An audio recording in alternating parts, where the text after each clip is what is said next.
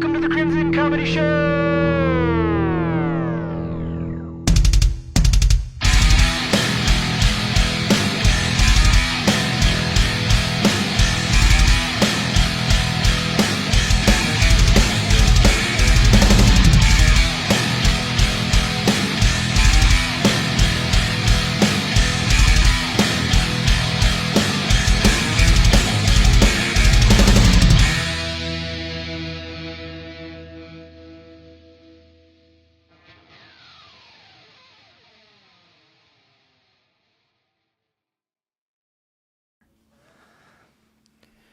Welcome to the Crimson Comedy Show. I'm your host, Andy. Today we got a very special guest today. He's a comedian and a producer. Give it up for Jojo Garcia. What is up, Andy? How you doing, bro? It's good to see you, man. Ho, ho, ho, Jojo. Yeah. Looking kind of festive in here. That's what I call every third woman. Ho, ho, ho. Nah, I'm getting pretty festive. Yeah, I got the Grinch. You know, I started feeling... Don't be a Grinch this year. Don't be a Grinch. You know what's funny? I chose the Grinch. That's our theme outside of our house. Yeah? And I feel like my daughters are becoming Grinches because, like, this year, like, I try to, like, have the holiday spirit. And I'm like, we started watching, like, Christmas movies, and they don't give a fuck. Like, they don't care. My oldest is on her phone. My little one wants to watch YouTube on my phone. I'm like, what happened? Like, there's a disconnect for sure, man. Do you remember, like, watching Christmas movies when you were a kid? Of course, dude. Home Alone. Like, but also when I was a kid, I watched TV. Whatever was on TV was what I watched, and they would show all the Christmas stuff. But now, like you said, on their phones, there's nothing forcing you to get in the holiday spirit anymore, really. But I'm just trying to keep the Christmas spirit alive. Like, I feel like Halloween's dead now. Thanksgiving, nobody gives a fuck. Did you really care about Thanksgiving? Yes, because I work at a fucking grocery store, so I had to care. You just wanted to be over? Dude, ridiculous. People upset we only have frozen turkeys the day of Thanksgiving. You're supposed to buy a turkey a week before because it has to thaw out like at least a week before. Well, you don't understand how many frozen turkeys we sold on Thanksgiving Day for people that plan to cook it later. You couldn't do a thing where like you put it in like cold water. Yeah, but you have to like rinse it out. Water, right? No, it's cold water. You put it in cold water for like an hour, then you have to change the water. But it's still gonna take like a whole day to do that shit. Yeah, it's like you're too late. But it's been a thing for a long time that you have to buy a turkey like a week before because it takes like a week to thaw out. Yeah, I think that's actually like 14 hours or something like that. Because I bought mine the Thursday before, and then on the Wednesday night before, I was gonna prep it, and it was still kind of like inside was a little like a little icing. Icy. I had to like do the cold water thing I was telling you about. Damn, dude. What you were cooking for Thanksgiving? I always make the turkey. You sound trust these motherfuckers in my family. No, my grandma taught me how to make a turkey, and I'll show you later. But we make it with like she used to do it like this with bacon wrapped on top of it. Oh, that sounds. I'm gonna show you real quick. Those are big activities, but I'm loving it's fucking. People are always like, "Oh, turkey's dry if you don't fucking make it right." Yeah, not 100%. How beautiful is that? Oh yeah, dude. Are you gonna put this in post? Just peek the camera real quick. No, but it's called like crochet. You like, you know, they make pies. How they crochet. Yeah, I know what you mean. Kind of put it over it. But you do it with the bacon, and you just like put it on like a blanket of bacon. Wow. I mean, the bacon's pretty easy to work with when it's raw. So it's like. And I also cook it in a bag. Like a lot of people hate on that, but the bags. Yeah, it's for the turkey bag. Yeah, I know what you're talking about. Yeah. And it keeps the moisture in, so you don't have to baste it every two. I'm telling you, it's very simple. It comes out fucking amazing. The turkey's nice and juicy, and the whole family happy. Yeah, if you don't, and people still hate turkey. They just immediately hate it. Like, yeah, it's who makes it. If you fucking have you seen that meme where it's like if her arm doesn't have that jiggle, I ain't eating it. Yeah. I got that jiggle, bitch. Yeah, you got that fucking underarm flab and shit. Hey, I got that jiggle. But no, but I learned from my grandma. She taught me how to cook. Like she used to like watch those cooking shows. She was old. She'd watch like Martha Stewart and all that shit, and she would like learn to make new shit, and I would just do it. My grandma's the same way. I walk in, she's learning how to make a souffle. Like, what the fuck? Yeah, she would come up with her own shit, and like she has some shit that I'm like, crazy. Your grandma was a fucking kitchen scientist. She was an old school woman. Not women nowadays. They can't even cook a Pop-Tart. But you know what I've been getting down on, bro? Air fryers, dog. I have been air frying everything under the sun. My daughter was making a air fried like popcorn chicken right now. Dude, because it's easy. It's like literally having to cook something. Like it's like a microwave, but you could just put raw shit in there. We bought an oven toaster. It's similar to an air fryer, the old school way, and we used it like once, and it's been sitting in. We bought it last Black Friday, And it's been sitting in our fucking drawer this whole time. Like, I mean, not the drawer, the fucking pantry. Yeah. We don't use it. I don't know. It was like on sale on Black Friday. I don't remember. It was probably like $50 or something. You did some Black Friday shopping with the fam? Not this year. This year there was literally nothing. Like I looked online and I'm like, what? Nothing's on sale. And that's what they think too. They think a Black Friday sale is taking like $200 off of something that's like $1,500. It's like, I saw this lady at Target. She was looking at like something on sale, and then she peeled back the sticker, and it was same price. No, it was like the price was barely a difference. Like yeah. But because people are getting greedy, bro. I just feel like it's the greed. Like, yeah, don't be a Grinch. But you know what's crazy is that back in the day, like they'd be crazy Black Friday sales and shit. We didn't need it then. We need it now. Yeah, this is the time. Like this is the time people to. I remember one time I was little. I was maybe like 14. So this is what, like 10 years ago. Wow. But yeah, I went to a Target and they had like a little Beats display and they were selling like the little mini solos, you know, and they're only like $60 a piece. And regularly, those bitches were like, I think like $129. So fucking more than half off, dude. If I was an adult back then, I would have bought the whole thing and resold them all. Like back then, gaming was cheap. Like any brand new game, they always had Call of Duty or some new game come out around Christmas, November, December. Yeah, on purpose. And then the game would be like $30 or $40. Like it'd be almost half off. And then DVDs were on sale, but now nobody watches DVDs anymore. But like a lot of like appliances where like you can get like a carpet shampoo or a fucking some random shit, but still there's literally no fucking sales whatsoever anymore. I think it's pretty much Black Friday is just about like TVs. Like not even that. Like you can buy a TV cheap throughout the year. They're dirt cheap now. True, especially with Amazon and stuff. I think Amazon's fucking up the market, honestly. I was trying to look for Cyber Monday deals. Nothing. I'm like, what the fuck? Like I was like gonna do some Christmas shopping for my kids. I was like, oh, let's wait till Black Friday. Let's wait till Cyber Monday. Like nothing was on sale. Like, well, that's what I did. I bought Animal Crossing for the Switch. I don't know if that's gay, but cool game. You could get board games for fucking cheap, but like that's it. Like no video board games are essential. You have board games here, huh? Yeah, we have a shitload of kids, but in our garage. And my little one, like, she likes to play board games, but she doesn't understand them. So I'm like, fuck, like you got to sit there and like. You're like, nah, chica, you landed on my boardwalk. You got to give me $200. You know what she's really good at? She's really good at loteria. Oh yeah, she likes to play it's that. In her veins. That's why. Bro. We have a millennial one. She's like, the girl dancing on one of the cards. You know. We have a millennial version. It's like the year 2000. It's like 2000 pop culture, and it has like CDs and it looks all the little like your little what are those things called? Your little placement thingies. The pawns. It's all little CDs, like burned CDs. Oh, yeah? It's a badass loteria. There's so many sick ones they do, but... Did you grow up in a prime time, bro? You got to live through the 90s and shit? Like, how old are you? I'm 24, bro. Well, you're like in the back end. You barely missed it. Like but I had older sisters, so they kind of really made me... Technically, you still count because you grew up with millennials. Like, yeah, my daughters don't count because they grew up with millennial parents, not millennial siblings, you know? I guess that's true, yeah. Well, my sister, bro, she gave me an iPod, her old iPod, because she got the newer one when I was like 7 or 8. And it had all the music from, like, this is like 2000, maybe 8. So all the music from like 2008 and lower. Nelly and Beyonce. It might have been 2009. Whenever Recovery by Eminem came out, I think that was 2009. But it had everything and below. So I listened to like Black Eyed Peas, Beyonce, all that shit, dude. Like all the teenage girl stuff. Yeah, like Mr. Brightside, like those kind of like Green Day. But like I'm glad because I appreciate that music even now. It's like if she would never gave me that iPod, I would have never been cultured in the music that my first iPod was an iPod Mini. I was poor, and my dad bought me an iPod Mini. They're still expensive back then.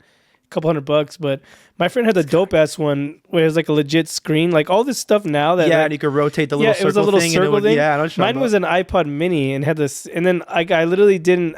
I was poor. I didn't even have a fucking computer. I just like took my iPod and plugged it into his, and whatever music he had is what I had. Yeah, that's pretty much what happened to me because I didn't know how to download the songs illegally, and they would never teach me. You didn't know BitLord or Pirate Bay or LimeWire? My sister tried to show me, but I was like fucking 9. I was like, I don't know how this works. We used to watch porn on LimeWire. You download porn. I've heard of LimeWire. It would give you a virus on your computer.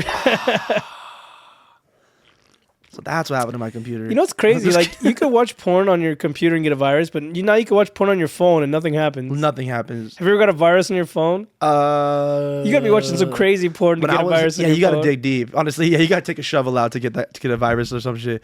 But I remember one time I was like 15 maybe. I was fucking, doing my thing. I was fucking, You were gooning? yeah, I was gooning. Yes, I was. Oh, not that. I mean, I was kind of just like surfing, finding something to goon too. You were goon hunting. Yeah, it was pre-goon. You know what I mean? But I was trying to find a video, and I got deep, and I pressed something, and a notification popped on my screen. But usually on the phone, the no is left, yeah. The no is left, and the yes is right. They flipped that bitch, so I went to spam where the no is. I hit yes, and it filled my calendar on my phone up with a bunch of shit. Every single 15 minutes, my phone would go off. Actually, I lied. That happened to me too one time. Yeah, and then you have to like click a link in like your settings where you find it, and it makes you watch a YouTube video on how to get rid of it. That's why you just stay on X videos. They don't do none of that shit. Pornhub, like keep it cookie, like keep it vanilla. You know what I mean? No X hamster, none of that shit. Listen, kids, these are all fictional websites. We just made them up right now. You know what I mean? No, but Pornhub's actually a fruit. I don't know if you guys know. That's my cousin. No, but that shit's crazy. When I was a kid, like technology back then, like I remember one Christmas, like one of my favorite Christmases, we got a Nintendo 64 for the whole family. Dude, I grew up on that shit, believe it or not, bro. And I remember getting that shit, and I was just like, whoa, like. And then we had like WrestleMania or one of the wrestling sick, this was like 1999 or 2000. I was a little kid, and we got one of the wrestling ones, and just like the graphics were so fucking horrible. But then I thought it was like, whoa, yeah, exactly. Shit. At that point, that is new technology. This shit looks like real life. And then like we got like Star Fox. We were playing Star Fox, and just I remember like that being a good game too. The Rumble Pack where you'd play, and then your fucking controlled Rumble. It's like, whoa, I'm really there. Like holy shit, that was like new technology, huh? But yeah, that was probably my favorite Christmas ever. Was that we got it. It was the family's gift, but a 64 in the 90s, that was badass. Well, I played GTA San Andreas when I was 3 years old, I think. You were God, I forgot how young you are. Dude. What system came out when you were a kid? We had a family PS2. Oh yeah. But my dad already had an N64, and we would have like Mario Kart tournaments. I have a family PS5 and nobody touches it. The games suck for PS5. My daughter too, I feel like it's not. So it's not meant for game consoles are not meant for 4 people to sit there and play anymore. They're not made like that. It's They're made all for you to play with me at my house. You know, pay to play bullshit. Yeah, it's like I don't know. It's not the same. Split screen's not even an option on most games. Like they used to have it, which is a bummer. You know what I mean? I feel bad because I wanted a PS5 so long, and then my girl finally got one for me for last couple Christmases ago. It was one of my Christmas gifts. You know, it's funny. She bought it for me for Christmas, but she's one of those people that doesn't like waiting. Like she was like couldn't handle the fact that she bought it for me. Like. Oh, and she gave it to you. She gave it to me early. I got it like in November, and she's like, here. That's how you know you got a lady that cares. She's like, here's a early Christmas gift. But honestly, my daughter, the biggest gift. So it was a nice gift. But my daughter, my oldest, she plays it more than I do. Like I work a lot and shit, and then I got into comedy. But yeah, I'm still waiting for GTA to come out. But I heard by the time it comes out, there's gonna be another system. I'm saving my vacation at work. When that comes out, I'm gone. If it comes out in PS6, I'm gonna be pissed because I bought the PS5 for that game. There's no way they're releasing another console that soon. I don't know. I think probably like 2027, maybe like holiday, like around like a little earlier than this time. Hey, all I know is it ain't gonna be on sale. I'll tell you that. Yeah, dude. And it's probably gonna be like $1,000. No, bro. We got lucky. Like she got it from like Costco. Like it was one of those bundle packs. They're really good at Costco with like the gaming stuff. I buy all my controllers. But this was years later. Like the system came out like in 20. I don't even remember. But like she got it a few years 2015, later. 2016. She got it like 2022, and it was still considered new because nobody had it. Because they were hard to get when they first came out. Dude, my homie had to order his like. I think COVID fucked it up too. Like nobody was making them. Nobody was shipping them. Like they're all. Too busy getting sick and fucking dying. Taking like 7 booster shots. Were they make it in China or Japan? I think so. Yeah. Well, they had it 10 years before us. Like, right? Yeah, they've been playing PS5 since 2005. They're already on GTA 9 right now. Yeah. He said they're in the future. I had a friend when I was younger. He was an Asian kid, and he was from. I think he was. I don't know where he was from, but he was an Asian kid. And I went to his house to play like PS2, and he had games, and wherever he was from, he would buy the games up there. It'd be one disc, and it'd have like 20 games on it. Like it was already preloaded. Dude. Like his homeboys over in Korea were just fucking. So he had the hookup. I'm like, how the fuck do you have all these games on one disc? This was back in disc time, like, and he had the hookup because I'm like, I'm over here playing one game at a time, and you got fucking 20 games to play on each disc. Yeah, you got like a 20 track. He had them all. Like, so that shit was badass. So and this is on what console? PS2. Wow. Like they were like hacking the games and just putting. Well, I've them on heard about Windows. that. People jailbreak like Nintendo Switches. Yeah, you can do that. Yeah, and they give you all the games on there. That's pretty sweet too. Now that the new Switch is coming out, like my daughter's old Switch is starting to act up. Like they do that shit on purpose. Yeah, that's the ploy. That's it's how like they get it's you. like the iPhone. Yeah. I kind of want to get them to share both of my daughters the new one, but I'm Yeah. like I don't want to get the new one. It just came out because there's gonna be problems with those ones. Like, Yeah. You want to let them figure that shit out first. Then yeah, I feel you. What was your favorite Christmas gift growing up that you remember that you were like, holy shit? Oh, I remember. Yo, this is. I don't know. I probably got a lot of better shit, but this is the one thing that really yo-yo? had me stoked out. Yeah, dude, a Rubik's Cube. No, I'm just kidding. No. But I remember we got these Razor bikes. They were like tricycle bikes, and the back wheels like fucking drifted. So if you mobbed and just fucking turned, it'd be like dun, dun, dun, dun, dun, dun, dun, dun. You know what I mean? Like you would sit there and drift around the corners and shit. And I lived in a pretty decently sized house when I was a kid, so we just fucking rode them Inside the house? Inside the house, yes. Like Richie Rich? Or just Pretty, bro. Yeah, like actually, I don't want to sound like fucking no, but yeah, I remember we got them. My sister got one, and I got one, and we were just fucking racing and shit. My neighbors have those little kids. They do that shit in the alleyway. Yeah, a little skirt thing. Yeah, you see it? They spin in circles. Could you like you pull like a little brake? That was the Sparks version. I didn't get the Sparks version, but that would have been bad because we're inside. Oh, then you were poor. You were poor. You had to Think about it, bro. It would literally just push a thing of metal into the ground inside of a house on hardwood floors. That wouldn't have worked out. You remember the original Razor scooter? The original one? Yes, like there's just a fucking aluminum. Yeah. It was like when those first came out, they were expensive. They're like over $100, right? That's crazy. My family had like 5 of them. We just always kept getting them somehow. No, they eventually became cheap. You could buy them now for like $20. Yeah. But when they first came out, they were like over $100, and this was like early 2000s. To fuck your ankles sideways. This was early 2000s, so $100 was a lot of money back then. So I remember one year for Christmas, I asked my mom, like, everybody, it was new, everybody wanted. Yeah, that it. was the shit. You were like, I need a Razor I told my scooter. mom like, oh, I want a scooter, blah blah. She ended up buying someone off somebody like bootleg versions, and they were fake. Oh, that sucks. So like I remember you didn't get a razor. You got like a fucking it supposedly was a razor, but like. Honestly, all you had to do was just fake a sticker, and they make knockoffs of everything. I didn't know, yeah. So I remember I was riding it. We got them for Christmas, me and my brothers and stuff, and I was riding it, the scooter, and I remember like lifting up like to like go off a curb. Yeah. And the whole fucking thing came out. And I ate shit. Like I was like, what the fuck? But like my mom got scammed. Like she thought she bought legit shit, but she got scammed. Come up. Well, that's usually what happens when you think you're getting a come up. Like that's what sucks about Christmas time. Everyone becomes a scammer. Like, yeah, because they know people are desperate and like they'll do shit for their family. You know, you got to be careful too. Is watch what you have in your cars during Christmas time. I've got my car broken into, and they stole. They stole my stereo system, and they tried to steal my daughter's stroller, and they just left it. And they were like, "This is a bitch." Honestly, I had speakers in the back. Like the stroller was in the way, so kind of like I don't know if somebody spooked them or something, but they just abandoned it. But they stole my stereo and just broke my window. It just pissed me off. It was right around Christmas time. We gotta replace the window, replace the stereo. It was a fucking bitch. Like, but now you want to hear about my day the other day, bro? I have a crazy story. Just last Friday, dude, I had to go pick my sister up. She got in some trouble with the law. She got a DUI? No, she close, but I don't really want to talk about that part. Then why are you telling? Because I had to tell you the whole. That's the beginning of the story. But I get the call at 2 a.m. Allegedly, she did nothing. Yeah, allegedly, she's not free. My sis, for real, she's free. No, but, no, I got the call at like 2 a.m. They started to go down there. She was in Westminster, which is like near like Huntington Beach. So I had to drive all the way out there at 2 a.m. I already went out and did comedy. I was at the Ha Ha Comedy Club. I went to the Hollywood Club to do some time over there, just get some practice. And then I went home and I was chilling. And thank God I didn't drink because they called me and they're like, you have to come pick her up, but we're going to have to keep her overnight. And I was like, shh. Was she drunk? I don't even know all the details, to be honest.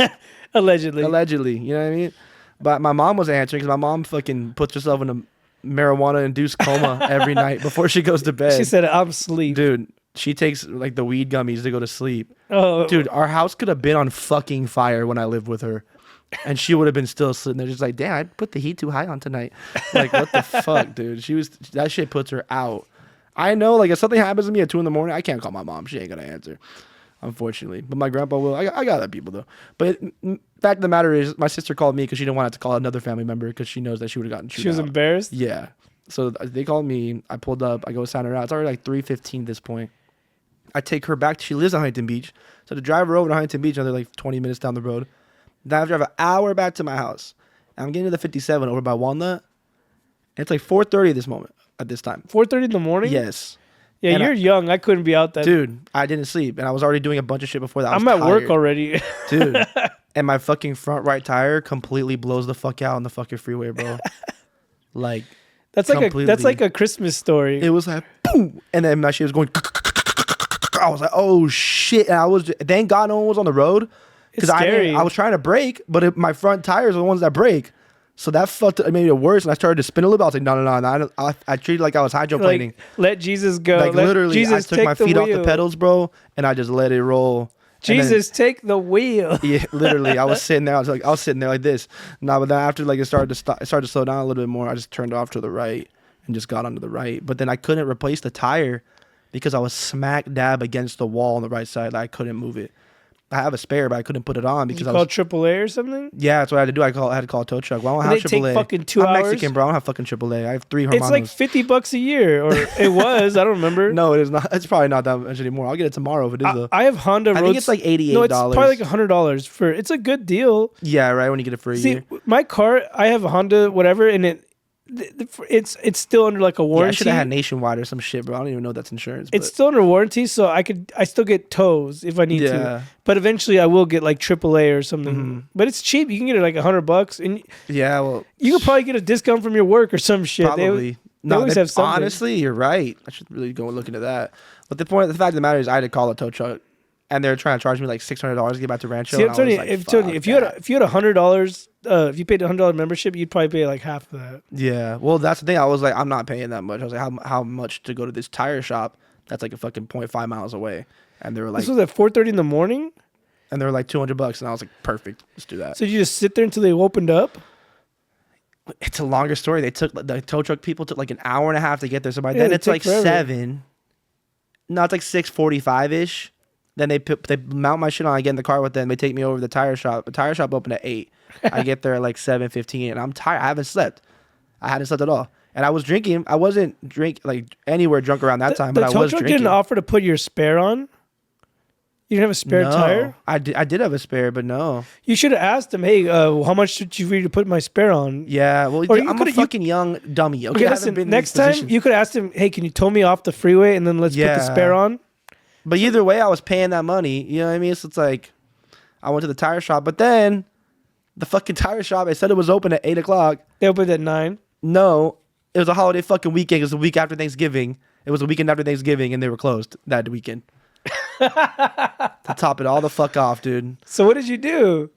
I fucking got the spare out, and I just put the fucking spare on. And then my battery was dead, so I had to call my grandpa to come and jump my car because there's no one. Your sister owes you a nice Christmas gift. Thank you. Tell her that because she's like treating it like it was my responsibility. I was like, bitch, I could have left you there overnight and let you stay in jail.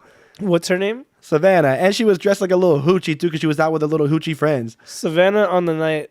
Listen, you owe him at least a beer for Christmas or something. At least.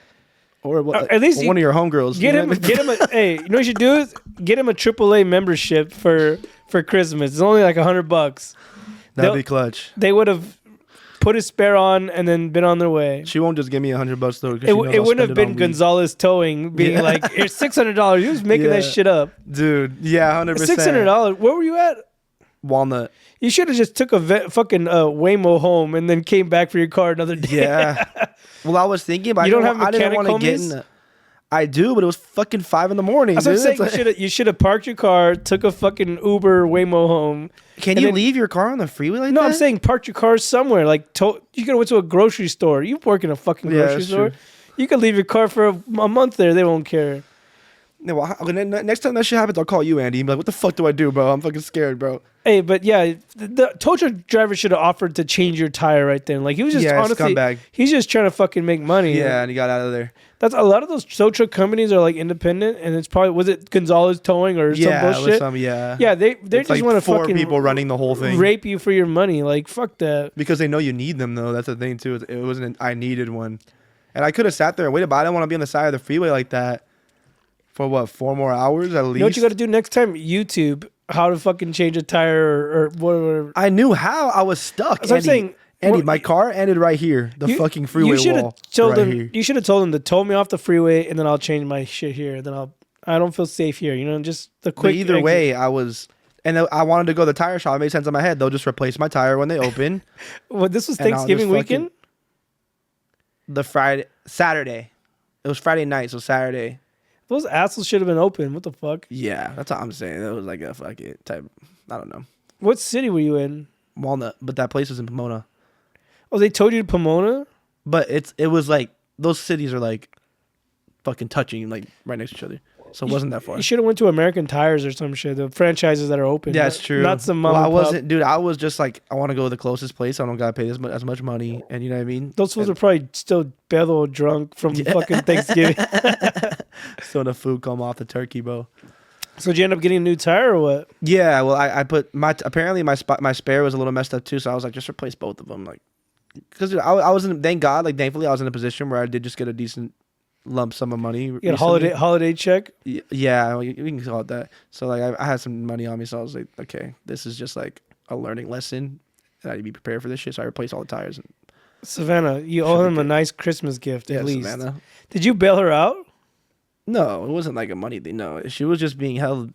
She was going to be held there overnight. But I thought you had to bail her out. I didn't release her. If I had to pay to bail her out, I would have been like, you're staying. Hey, but either way, if you didn't go bail her out or whatever you did, your tire probably would have blown out anyways. I know.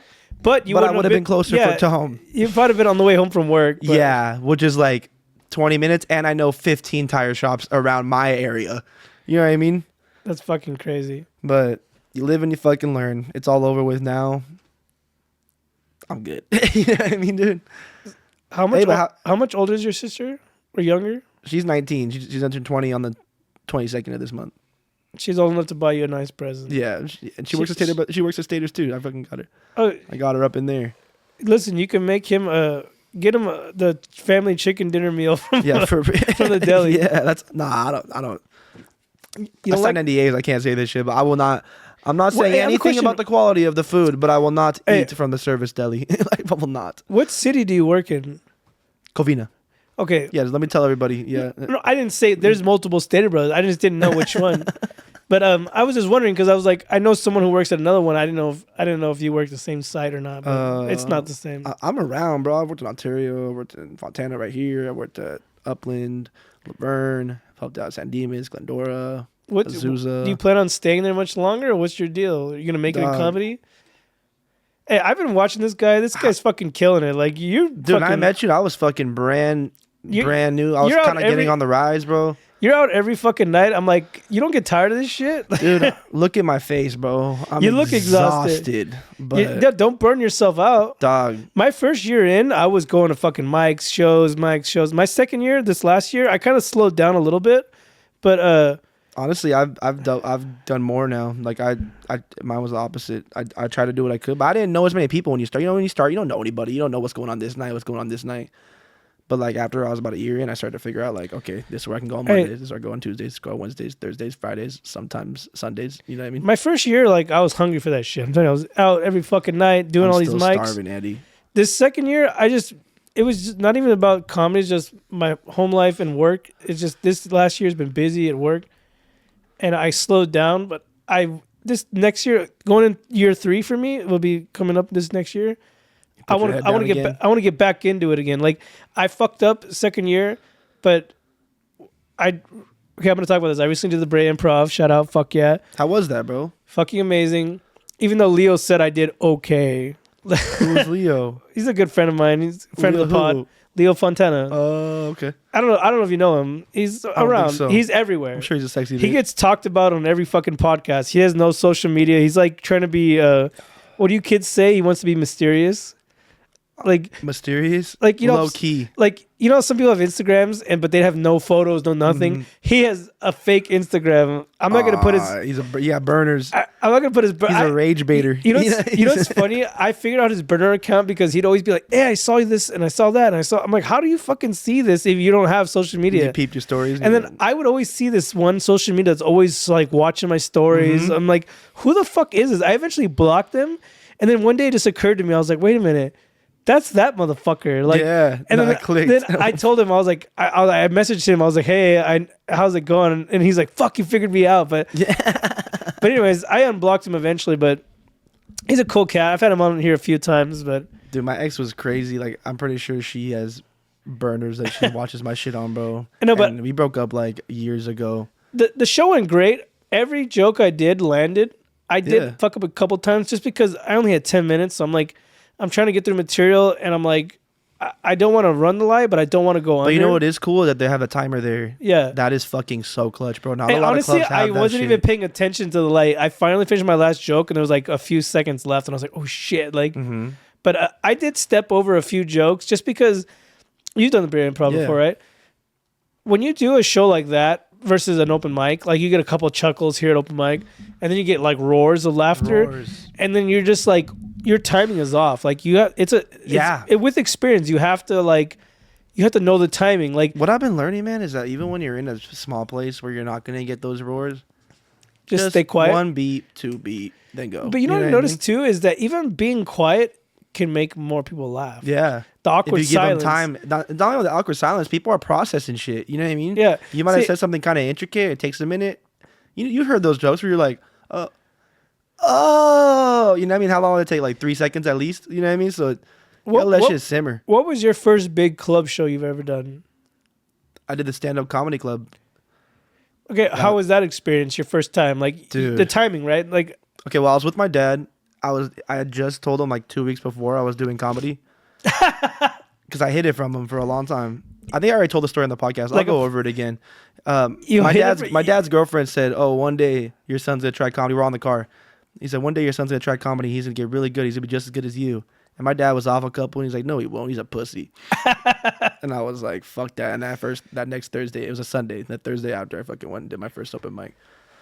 But I hid it from him. I didn't tell him for like.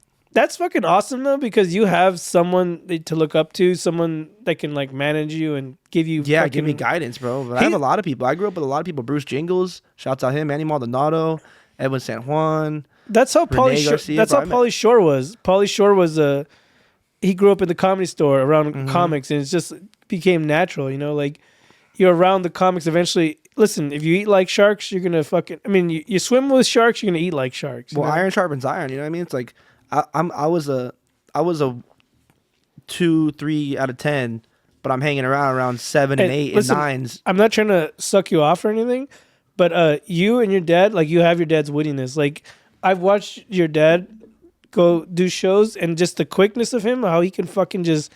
It is quick. I got a smart assness, yeah. No, but I've seen you do the same thing where we were doing a show together. Randomly, I did a show with you at the Pomona. And remember the mic went out on you? Yeah. And I would have just froze like a bitch on stage, but you did it a cappella and just kept going. Dog, because I've been in that position before. And it took me being in that position the first time, because the first time I fucking froze. I would have froze. I was like, what do I do? Nah, bro. But it depends, though. You know what I mean? Actually, I lied, because one time I was at a show and the mic was cutting out, and I had just did a pun of a joke, and they cut out, and I was like, all right, maybe I shouldn't. I was like, maybe I shouldn't have said that. Like, and it kind of worked with it. But what happened to you is like the mic completely cut out. Yeah, like, it was done. And you were like batteries. It was done. That's why I don't like wireless mics. I don't like wireless mics for that reason. Who the fuck? Might as well get press on nails. Who the fuck is in wireless mics?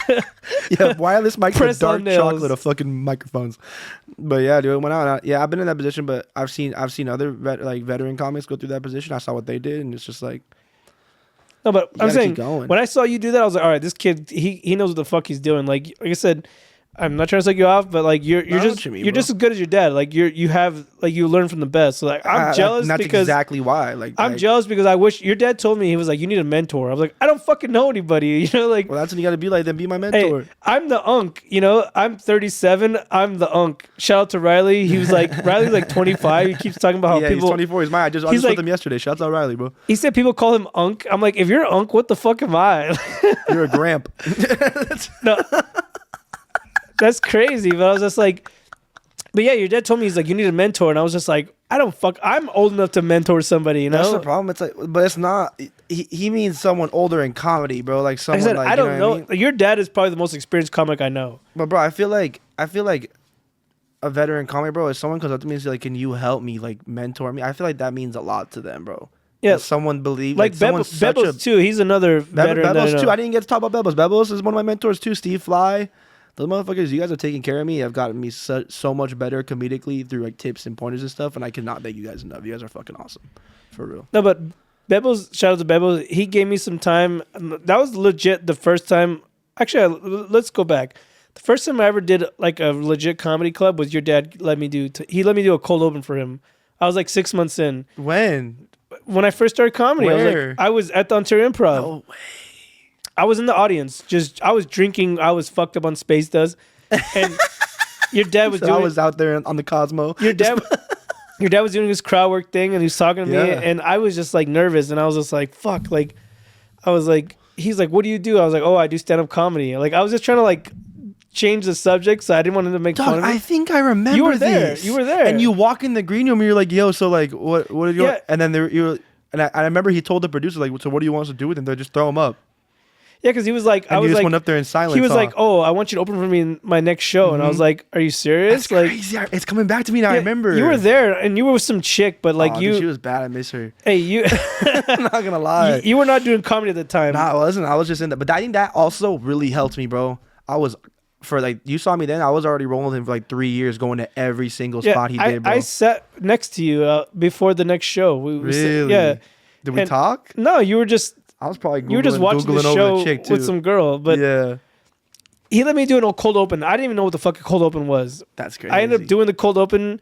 That was my first experience doing a comedy club. How did it go? Because I don't even think I watched it. I only did 3 minutes and I killed. Like there you go. It went well. Because my dad's crowd, bro, they're rowdy and they want to laugh, bro. And then after that, I got booked. Ryan Razinovich, sorry, I don't know his name. He booked me on a show after that. Like, so I did well enough to get booked on my first show after that. Ryan's another one of those people. Shouts out Ryan. Dude, there's a lot of people. I had him on here. Shout out to Ryan. He's a cool fucking cat, man. But he put me on a show after that. But and I said, and then that was my first time ever doing a comedy club. And then Bebos hit me up to do the Rock Gallery with him. Yeah. Shout out the Rock Gallery. We went to the Rock Gallery.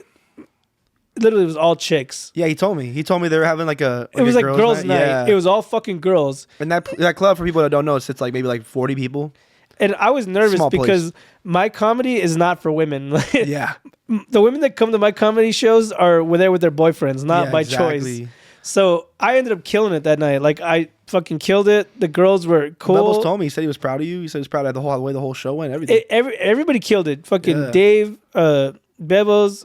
Luis, right? Luis Villasenor. Everybody fucking killed. So it was Luis Villasenor? Yeah. Yeah. He's a freak. We just demolished the fucking room. And then one of the dudes, shout out to Rick Bravo. Mm-hmm. He's another comic from around the area. He was like, "Fool, I heard the fucking crowd from outside. He came to get something." What? He's like, the crowd was fucking. He's like, "Is this what it's like having a sold out comedy show?" And I was like, I had just gotten off, and Luis was on, and I'm telling you, the whole room got murdered. There was like 3 dudes there that night, literally like with their wives or whatever, like. And that's lit, dude. I've never and every single one of y'all were married. Like, I've never performed in front of women like that before, but I was nervous because like some of my jokes are like not for women. Based. Yeah. And these girls were just dying laughing. And then after the show, they're like, "You did so fucking good." And there were a lot of the girls there on vacation from LA. There were a lot of the girls from LA. Really? They go there because it's a bunch of gays and they don't want to deal with getting hit on by every other fucking dude. It was funny because Bebos, one of the girls was hitting on him, and he's like, "I got a better chance hooking up out here than you." He's like, I could go out there. He was like bending over. He's like, "I got a better chance hooking up than you." he can get some ass if he wanted to. Hey, but I'm jealous of Bebos' energy. I want that energy. He's fucking on 1,000 all the time. The top question I get asked about Bebos is like, "Yo, is he like on drugs?" Oh, yeah, like, no. Your dad called him a crackhead? Yeah. I always say that when I host and I'll give away my bit, fuck it. Whenever he gets off stage, I'm like setting up the chairs for my pops. And I'm like, "Dude, give it up for Bebos one more time." Everyone's cheering and shit. I was like, so inspiring. I'm moving the chairs. I'm like, I want to try crack now. If everyone starts fucking dying, what bro. It is he's a health nut and he has legit energy. He's a ghetto hippie, bro. That's what he is, dog. We're fat and sloppy. We have no energy. He's got 100%. I take my vitamins and I work out energy. Like, yes. Like, you ever watch Lazy Town? You heard of that show? Yes. You know Sporticus? Yes, Sporticus. He's like fucking the Mexican Sporticus, El bro. Sporticus? Yes. Hey, he's like David Goggins of comedy. Yeah. Motherfucker was still on a bike on you know what's crazy? He posted some video talking about fitness and he was like, "Oh, I wanna help Fluffy lose weight." Yeah. And then a couple weeks later, he's like doing a show with Fluffy. I was like, what the fuck? Crazy. He manifested it, bro. How the fuck? But Bebos deserves it, bro. I'm telling you, I've seen Bebos. He is one of the funniest comics I know, bro. The funniest comic I know that has not gotten the platform to. That's the problem. You know is what that I mean? There's people out there like I've seen. Like I said, you're pretty good. There's people out there I've seen where like, why the fuck? Like nobody talks about these people. Like, and then you see people who fucking are okay, and then they're the talk of the town. It's just a lot of people kiss ass. Yeah.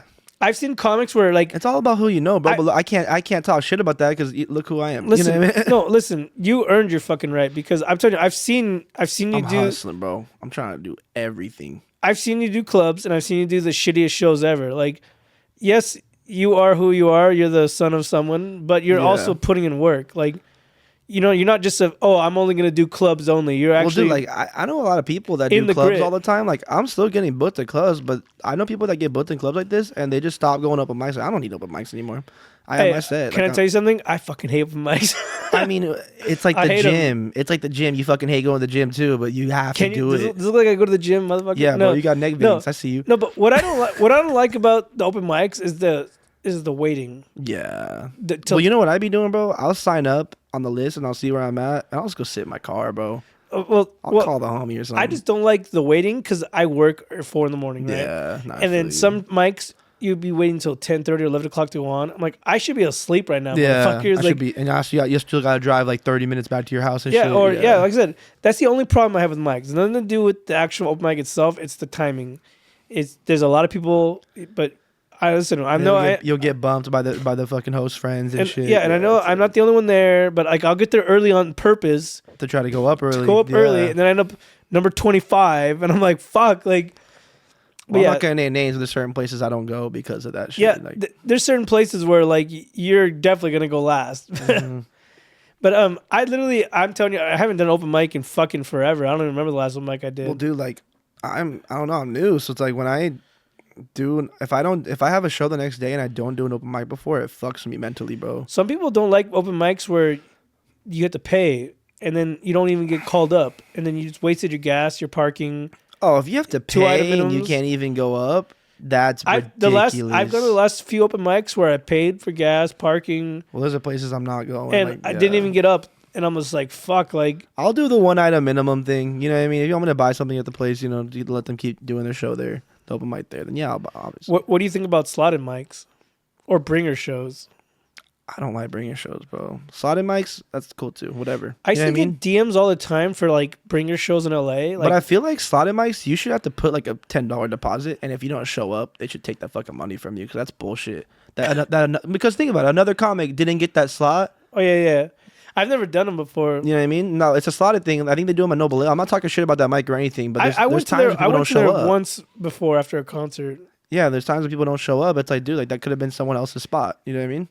Like that's what I don't like. When I did the Brea show, it was me, Gage Johnson. There's supposed to be a couple other people, and they just didn't show up for whatever reason. And then people on the show? Yeah, and then shout out to Ricky and Gil, but they ended up filling in the spots. Wow, because they were there. Literally, they were just hanging out. Yeah, and then that's how it works, though. That's what I'm saying. I've gone to shows. This is what you got to do, people. Support people. Yes. Go to their fucking shows because you know how many comedians. It's for comedians. I have been on so many shows that I was like a last minute pop in or drop in, whatever you call it, just because I was there and somebody dropped out or didn't show up. And you've done that for you like twice already. I know. That's what I'm saying. Get down. One time with Bebos, I didn't even no intentions. I was here to watch, just to support. I was taking a piss and Bebos was like, "Hey, I need you to go do 5 minutes right now." I'm like, literally, you're impressioning with my little. Hey, bro, you got 5 minutes? Open the show. My little dick in my hand, and he's like. 5 minutes right now, and I had to like shake it off and go up on the fucking show, but you cold open too. You took the bullet, and you did fucking solid, bro. And genuinely, me and Bebos, like we talk about you, bro. Like you're a solid act, bro. I couldn't fucking see. The lighting there was so blinding. Like you couldn't see no audience members at all. That sucks about us chunky fellows too, bro. I'll do 15 minutes at a club, bro, and I'm getting off, and I'm like. Fucking sweat beating down my face and shit, bro. Could you see from there? Like I like to engage with audiences. So do I. And it's like you see me, I do crowd work. So it's like if I can't see the crowd, fuck. You know what I mean? It was horrible. I still have material. I was just like, holy shit, like there's a spotlight in your face. So like hey, venues, make sure that you're not blinding your fucking dim that shit a little bit. Like put a little piece of tarp or something for it to shine through that. So I don't know. My glasses are supposed to be anti-glare, and I couldn't see shit. It was just blackness. I want my money back.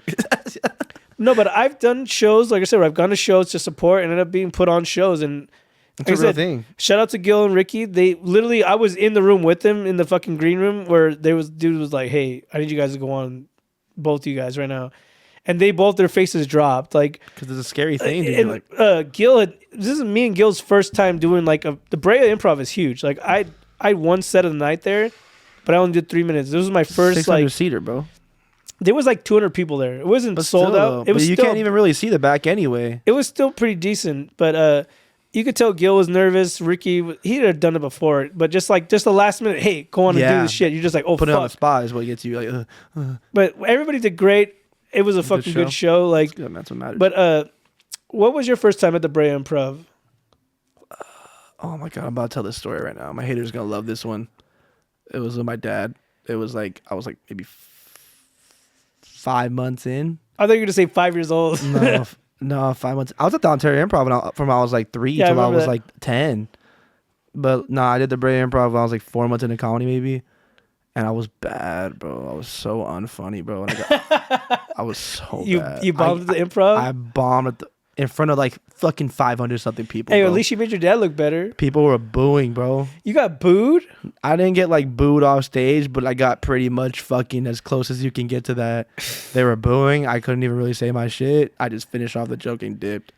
I was like, I joked. I'm like, I'm not even fucking funny, man. I'm gonna quit. This is bullshit. I almost crashed my car 4 times willingly. I bombed at the Improv like a week before my Rock Gallery show. Like, I tried some new shit. They didn't land. And then I tried an old one. I ran out of time. I embarrassed myself. But that's the hard part about comedy, bro. It's like I'm doing a lot. So I'm getting booked. But I want to do new shit. But it's like I'm getting put in positions where like I need to make sure this goes well. You know what I mean? So it's like I don't want to toss out new shit right now. I want to just play it safe. When I did the Brea show, shout out to Johnny Gold. He hit me up. He was like, hey, just make sure you do your best bits.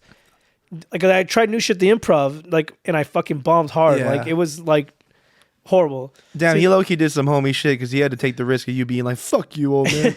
So he was like, listen, do comedy. He was like, do your best shit. Don't get fucked up. You know what's funny too is because I took all his advice or whatever he told me. Yeah. I ordered a beer and I didn't want to drink beforehand, so I took the beer, and there's a mini fridge in the break room, and I just left it, or the green room, and I just left it in the fridge. So, like, I was, like, listening to everything he told me, but I eventually drank it, but he told me, do your best shit, try not to get too drunk or too high or whatever, so I didn't. Dude, well, Bebbles was the one that told me that, man. And I killed it. Yeah, and you killed it. I feel bad because Bebbles always about fitness, and I'm over here fat. He's like, don't be fat.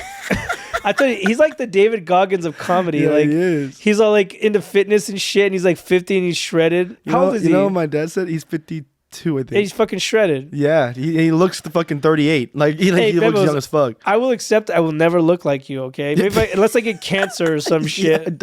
Or some mean form of diabetes, the skinny one that makes you skinny. You know what I'm talking about? Or Ozempic. Benjaro. No, but dude, Bebbles has been like a big influence for me. Like I used to be honest, bro, when I first started doing comedy, bro, I was just getting fucking sloshed and going on stage. Like, not sloshed, but on a pretty good one. You know what I mean? And going on stage. And he's the one that told me, he's like, bro, if you need a couple or 1 or 2, then have one. But like try to just take it easy. When you're off, get fucked up. He said, but when you're before you go on, stay chilling. And that made the biggest difference for me, bro. Like my new thing I do is 1 before and 1 after. Like, 1 to relax and 1 to celebrate. Yeah, exactly. But that night after I did my set, we were drinking in the someone had bought us beer. Like, I don't know who it was, a friend of somebody. What do you mean, from the club or had like a 6-pack? Someone brought like a 30-pack or something. It's the most piece of shit I've ever heard. They tailgated at the fucking Brea Improv. They brought it as a gift. And then, what? And we just were drinking that shit. That's like a male's version of getting flowers after a performance. You know? I don't know who. Shout out to that guy, but like he had brought. He just gave y'all beer. You know, some people bring you like in the green room. Some people bring you food or something. Like it was a gift. It was just a 30-pack of something Miller Lite, and then we were just drinking, and I got pretty fucked up after that. But I had to drive home, so I had to stop. But I wanted to keep drinking. That shit was badass. Dude, I'm glad you did it, bro. Like, for real. And you earned that spot. Like, you got set of the night, and you got to fucking go up there and do your thing, dude. And no one could take that away from you. You have that under your belt the rest of your life. I already know there's some fucking I know haters out your there. Your family think you're cool? Oh, my wife was fucking. She was the first. Like, she only seen me do comedy a few times. But she came that night? And she went, and then, like, the people around her were like, oh my God, that fool was so fucking funny. And then after the show, people were coming up to me after the show, like, you were the best of the night, blah, blah, blah. Just hyping me up. And, like, she got to see, like, she doesn't really understand comedy. Yeah, they never do. And then she got to see, like, what difference you make in people, like in life. Yeah. Those people will remember you. They're still gonna be talking about your jokes and shit. When you do comedy, right? You're telling these jokes, and whatever bullshit that someone's got going on in their life, they're not thinking about that. When you're in a comedy show, all the bullshit is left at the door, and you're here to have fun. My dad said that. My dad put it best, bro. You're here to forget all that shit, right? Yeah. So if you could change somebody's mood or perspective or anything, make light of anything. Like I talk a lot about myself, make fun of myself. Yeah. I'm not perfect. I never will be. And I make fun of myself. And then someone else can see that shit and be like, oh, fuck. Like, look at him putting himself out there. And he's okay with making fun of himself. And then some people just, I'm saying, after the show, came up to me like, oh, that thing you said about that or the thing you said about that. Like, I love that shit. Like, and a lot of people admire confidence, too. Because it takes a lot. As much as, like, it's easy for us to say, but it takes a fucking... You got to really, really have some self-belief to go on stage in front of people and basically make fun of yourself and talk about embarrassing things about your life. Just open up completely about yourself. You know what I noticed too is confidence can go a long way because you could tell a joke with confidence, it could suck and it'd still be funny. You know? Yeah. Well, like, but also the same thing is like if you're telling a great joke with zero confidence, it won't hit. Like I realized that I've used some of the same jokes since I started, and I just have gotten a lot more comfortable on stage. And the reactions have changed. It's like night and day, bro. Just because of the confidence I have of saying it and doing it. You know what I mean? It's just a lot, dude. Now, my dad did say the best. He's like, my job's not to make them die of laughter. Like, that's a bonus. My job is to make them forget about all the bullshit they went through the whole week before my show on the weekend. You know what I like about your dad's shows? They're all different. I've seen them so many times, and every show is new. Dude, I've probably seen my dad live like probably close to 500 fucking times. And like, I can't ever say... Obviously, he has bits that he uses, but you've seen him. He'll make shit up right there, dude. Like I said, when we were at the Hangar 24, and he was like, oh, I never performed in front of a freezer before. And he was like, because it was cold, and there was like dogs and babies there, and he was just like, what the fuck? Like, that was a weird show, but it was a cool spot, though. I had fun. No, but that night in particular, I had fun, man. His wittiness is crazy. It's like... The way he comes up with shit so quick, he's like, I ordered this beer an hour ago and it's still cold. Yeah. I'm like, how the fuck do you think of that shit? Like, because he used to go with the ice house. You know what? You know the thing is, he does this joke at the ice house because in the summer sometimes it gets fucking hot in there, and he's like, why the fuck's it so hot in here? I thought this was the ice house.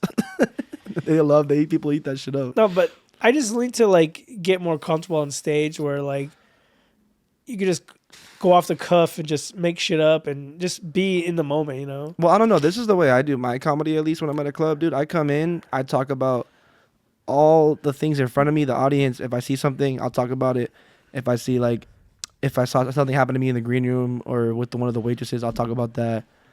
I'll ask who's there. If I see anybody I know, I try to go off the cuff as much as I can. And then when I feel like I run out, that's when I start to kind of go into my material.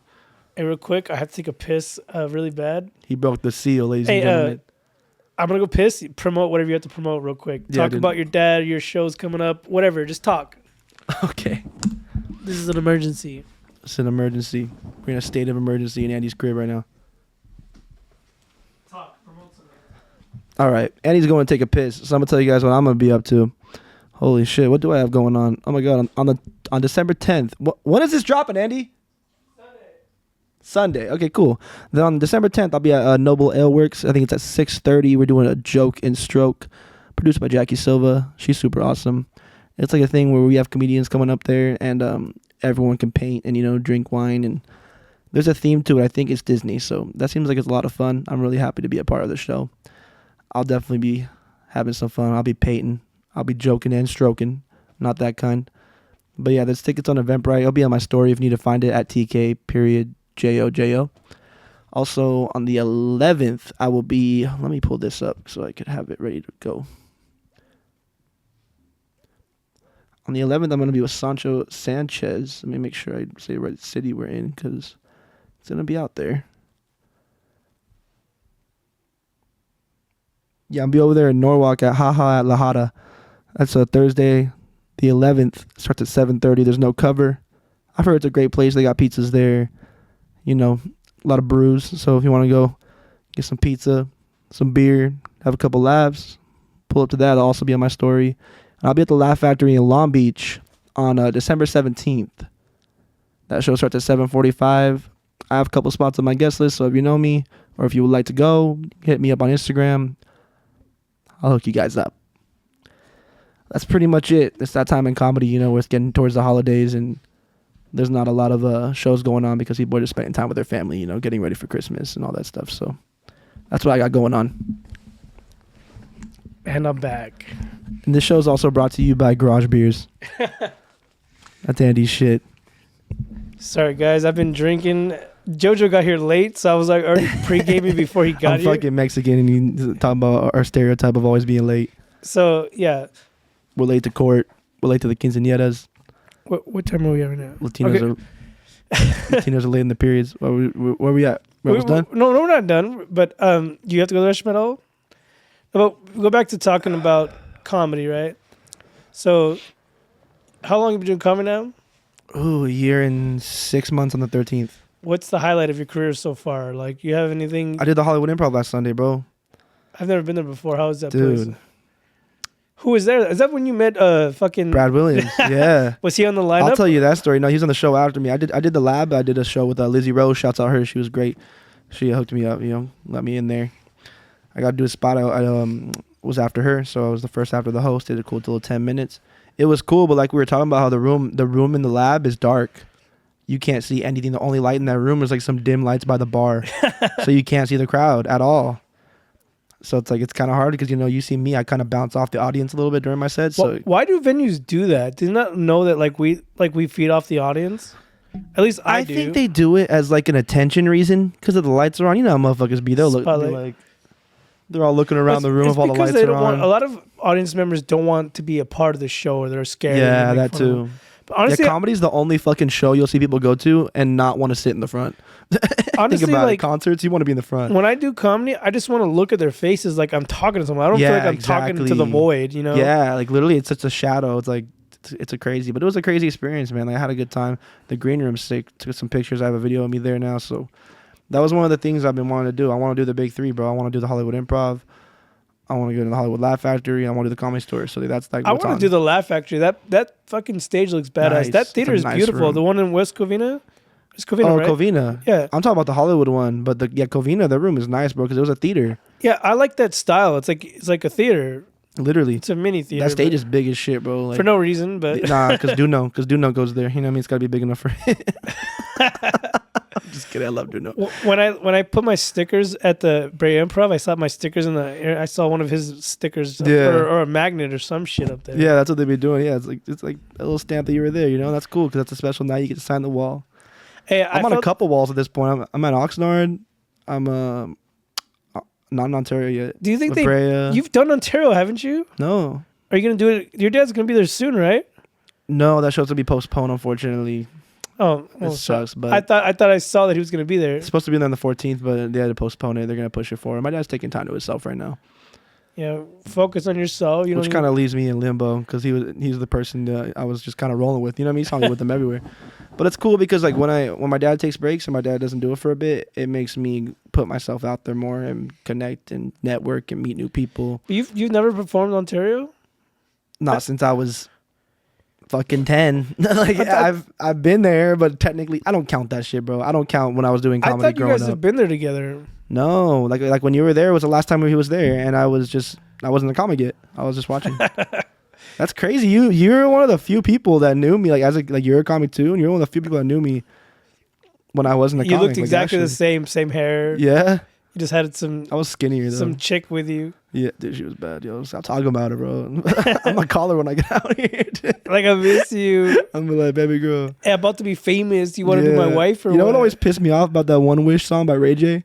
If I had one wish. Yeah, that song. You look, you hit that shit. I don't remember. I just remember that part. Nah, but he says one wish, and then talks about being best friends, love never ending, it would just be again. You making my boo. He's like, even one wish, but gives 15 fucking wishes in the song. That's like, bro. He's got like 20 baby mamas and domestic violence shit. Yeah, so is every NBA player. Like we could do this all day, bro. They were saying that boxers like to beat their wives too. You know, I think it's great. Well, yeah, because they're sparring. You know Can you imagine getting your ass beat if you're a woman getting your ass beat by a world champion? Like, at least it was worth it. You know what I mean? You get beat up by fucking white 29-year-old Todd with no build whatsoever. You know what I mean?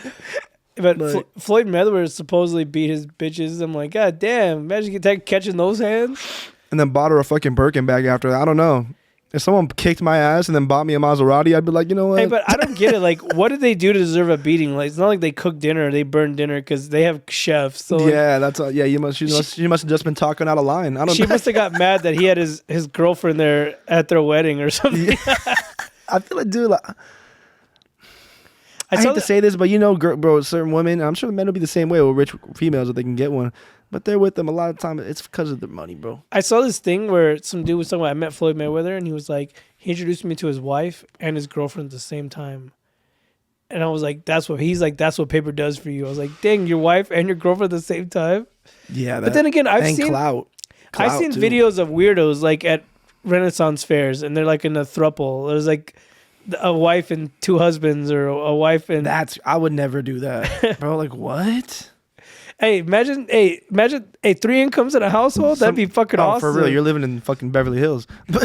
I saw this meme where some dude posted. He's like, "Hey, no homo, but let's get married and we can share incomes.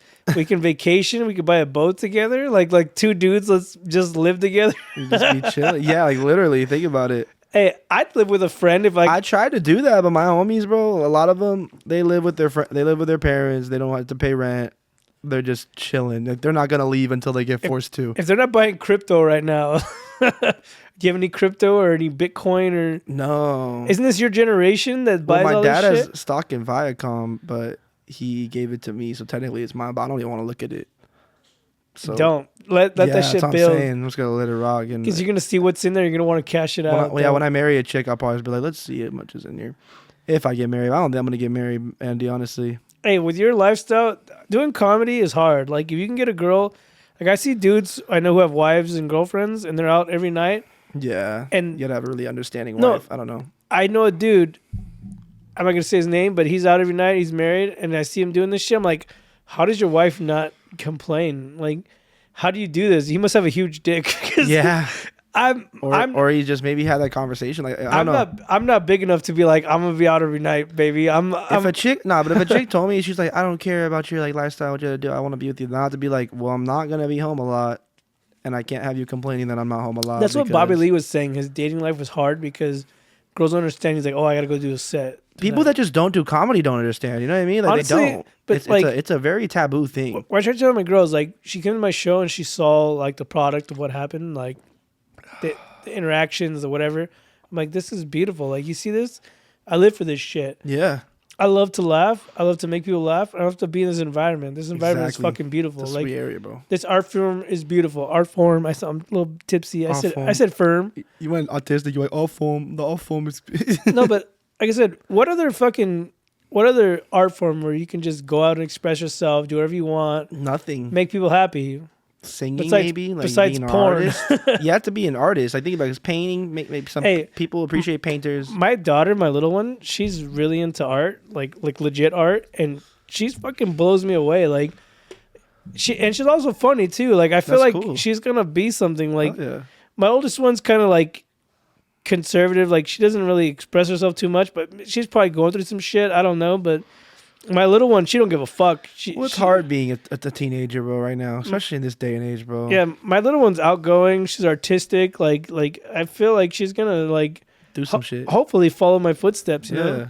But no, you know what's crazy? My dad told me he didn't want me to do comedy, bro. Yeah, it's because the lifestyle's hard. Like he's been through it. You know, like he said he's been doing this since he was 15 years old, whatever, right? 35 years, dude. That's crazy. He's been through it, so he knows there's the business side of this shit. It's ugly, bro. It's ugly as fuck. There's a business side of this shit. A lot of people think comedy is just going up, having a blast, telling jokes on stage, and then partying and going home. There's so much behind the scenes shit. And there's Me and Andy would be here for 3 hours if we started. There's a lot of fucking hate in this as well. Like, which is sad, bro, because I don't know, like, I'm the type of person, bro, I want to see everybody win. There's some people that I'm not. That's how I am. Yeah, and I could tell. That's why I appreciate you, bro. You're a G. But, like, I see people, it's like, dude, I might not love them as a person, but I'm not going to wish them bad on their comedy career. There's not one person that I don't like there's someone who fucking try to fuck me over and talk shit for no fucking reason. Hey, we actually ended up on one of our clips ended up on their bullshit podcast. I don't know. All I'm gonna say is if you're gonna critique us, you better at least be as good or better. Exactly. So, we're all throwing shade. We're like, we know where you stay, motherfucker. What I'm saying is like, I never done anything ill to this person. I never did anything to offend this person, and then just to like take shots at us. Did you ever watch that video I sent you? A little bit, but bro, I told you how I am. If I watch it, I'll get about her, and what I'm saying is like, avoid it. It was uncalled for. Like, 100%. You never did anything to this person. I've never done anything to this person. He was battling some bullshit. You know what I feel like, bro? People get upset with the position they're in, and they look at people that are doing better than them, and they think, why the fuck is he doing that? Why does he deserve that? I'm not doing better. Like, I started this podcast because I like talking comedy, you know? I wanted to bring people on. This was also another reason to get to know people. Like, when I've fallen into that trap where I've been looking at people, I'm like, why are they getting put? And I'm like, I didn't stop thinking like that. So I stopped thinking like, why is it them?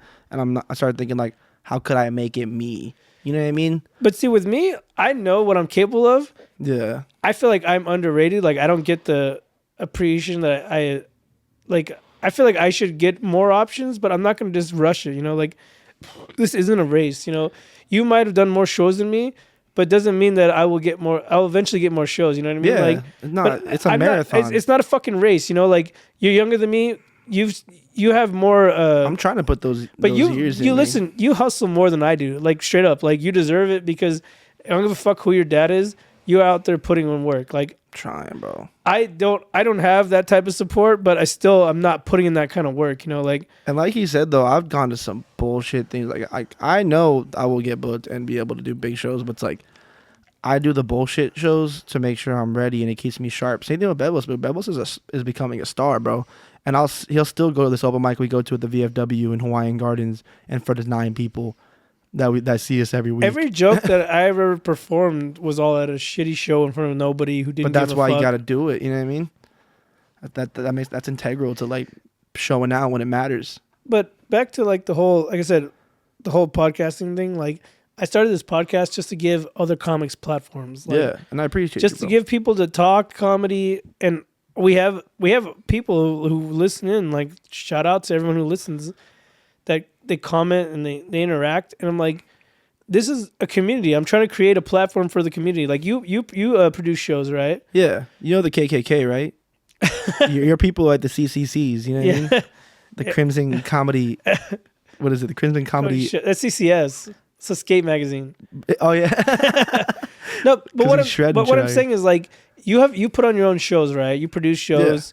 Yeah. You give people some time. This was my way of doing it. Like, I never wanted to produce shows. Like, I don't. That's something someone asked me if I wanted to do that, and I was just like, nah, I'm good. Like, doing stand up and doing the podcast is enough for me. Like, no, I feel you. You produce shows, good for you. Like, podcasting, I don't know if you want everyone to get into podcasting. I might. We'll see what 2026 brings. You know what I mean? Like I said, I got a lot of plans. I've done other people's podcasts, and it's just fun. Like, I love having this. Just to sit and chop it up. Like, I never get. We would other than this, we would never really get this amount of time to just sit here and chat. That's what I'm saying. Like, this is why I started, because most of the comics I met at open mics, you don't get to talk and hang out. Yeah, there's not much mingling. Everyone's worried about doing their set or whatever. And then when they're done, they dip. So this is my way of getting to know comics, and then getting a platform to put you on where your fans get to see your side of for sure, man. The story or whatever. I appreciate it, bro. Thank you so much, man. But yeah, it's just like. Want to say? You wrap it up. Do you have to go to the restroom or what? No, I got to go to Long Beach. Realistically, I got a mob out there in a little bit, bro. No, but all I have to say is, like, fuck those people that hate on us, because we did nothing wrong. Dog, if they're hating, they're not doing enough themselves, and that's the position they'll stay in. That's why I feel bad. I don't have time to hate. That's why I feel bad. It's like people who started comedy, and then other people that came after them are exceeding them. You know, like, and they don't like that. Like I said, I want to listen. I don't give a fuck. You don't like me. I want to see you win. Same here. I want to see every motherfucker win, bro. I want to see you win. There's some motherfuckers I completely dislike, but if y'all drop a comedy special on Hulu next year, I'll be the first person clapping and congratulating you, bro. Good shit. You know what's crazy is, like, I've seen people that I started with that, like, just book a club show, and I feel proud. I've literally DM'd people. You know what the fuck I'm talking about, people. Mm-hmm. I've DM'd people and being like, I'm proud of you. Like, you're fucking awesome. Like, it's cool to know that I once did an open mic with this guy, and he's doing a fucking club or whatever, and then booking a podcast or whatever the fuck it is. We all got dreams, you know what I mean? But at the end of the day, we're all here doing the same shit. We're trying to make people laugh. This isn't a fucking competition. I heard this one comic tell me, "Oh, we were at a show," and he's like, "This is my competition." Like talking shit about other comics. I'm like, "This isn't a competition." This type of art form, bro, takes an army to make it work for anybody. Yeah, bro. you have to win. No one together. got to the top by themselves. You have to win together. Because it's not a competition. You have to fucking win together. There's people out there that only put on shows with their same fucking friends, their same bullshit, and the shows don't go nowhere. You see my shows, bro. Temple Bar, new people. I feel bad. I feel bad because you invite me to shows, but I was like podcasting, and I'm like, I can't come. No, you're good, dude. No worry about it. I had to be a dad and go to a kid's party. Dog, I get it. We all got our own shit going on, bro. I completely understand. But anytime you can, I'm glad down that you to do your come show and support. again. Hell yeah. You just hit me with the wrong time. No, you're good, dude. There'll be more. I do them every month. What you got going on Long Beach tonight?